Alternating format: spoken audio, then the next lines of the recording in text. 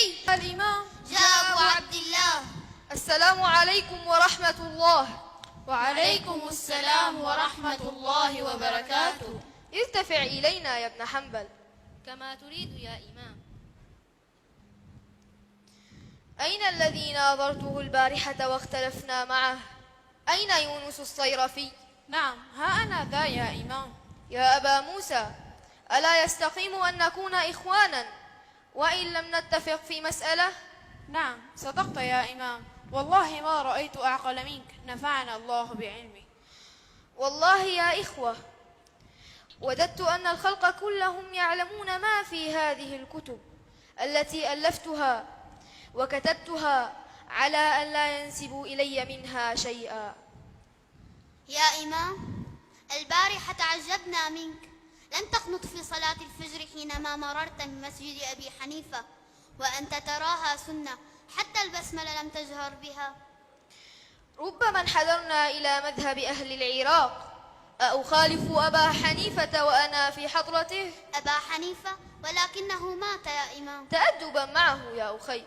يا أبا عبد الله، ما تقول في القراءة خلف الإمام؟ يجب القراءة لقول رسول الله صلى الله عليه وسلم: لا صلاة لمن لم يقرأ بفاتحة الكتاب. ولكن أبا حنيفة يخالفك ويقول بكراهة القراءة خلف الإمام. رضي الله عن أبي حنيفة وأصحابه. سأقول كلمة ربما تسطرها لي الأيام. الناس عيال على أبي حنيفة في الفقه، وقد سئل الإمام مالك بن أنس: هل رأيت أبا حنيفة؟ قال: نعم، رأيت رجلا لو حدثك على هذه السارية أن يجعلها ذهبا لقام بحجته. وهذا تلميذ أبي حنيفة شيخنا محمد بن الحسن الشيباني، الذي تتلمذت عليه وحملت عنه وقر بعير كتبا. وما رأيت سمينا أخف روحا منه، وما رأيت أفصح منه. إذا رأيته يقرأ كأن القرآن أنزل بلغته. وما رأيت سمينا أفلح إلا محمد بن الحسن الشيباني.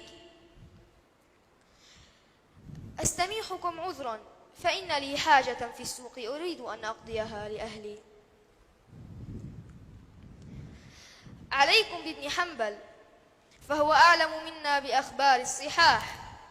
أحمد إمام في الحديث، غفر الله لي. إمام في الفقه، غفر الله لي. إمام في القرآن، غفر الله لي. إمام في اللغة. غفر الله لي. اللهم اغفر لي. كان الله معك. اجلس يا أحمد وحدثنا عن رسول الله، فأنت إمام أهل الحديث.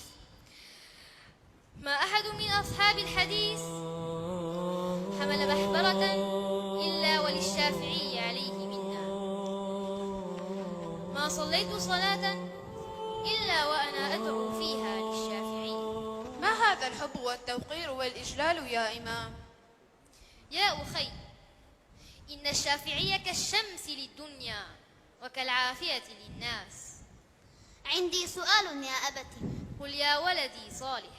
لقيني البارحة يحيى بن معين وقال: أما يستحي أبوك مما يفعل؟ وقلت: وما يفعل؟ قال: رأيته مع الشافعي، والشافعي راكب وهو راجل آخذ بزمام دابته.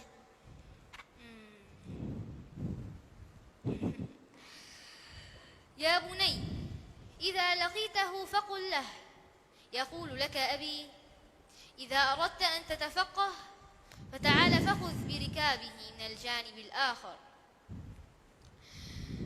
لا ينبغي للفقيه. يا إمام، ما تقول في خروج الدم أو الحجامة؟ هل ينقض الوضوء؟ نعم، ينقض الوضوء. لو رأيت الإمام قد احتجم ثم قام إلى الصلاة ولم يتوضأ أتصلي خلفه؟ كيف لا أصلي خلف مالك وسعيد بن المسيب؟ يا إمام، هذا كتاب الاختلاف، فما تقول فيه؟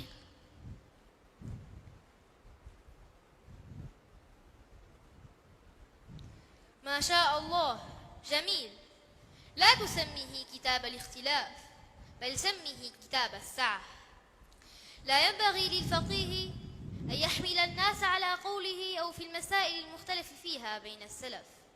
ولقد بلغني عن أمير المؤمنين عمر بن عبد العزيز أنه قال: لا يسرني أن أصحاب محمد لم يختلفوا، لأنهم لو لم يختلفوا لم تكن هناك رحمة للأمة. وقال يحيى بن سعيد الأنصاري: أهل العلم أهل توسعة، وما برح المفتون يختلفون، فيحل هذا ويحرم هذا، فلا يعيب هذا على هذا ولا هذا على هذا. قوموا بنا إلى الصلاة. ديننا يا ناس نور وطريق مستقيم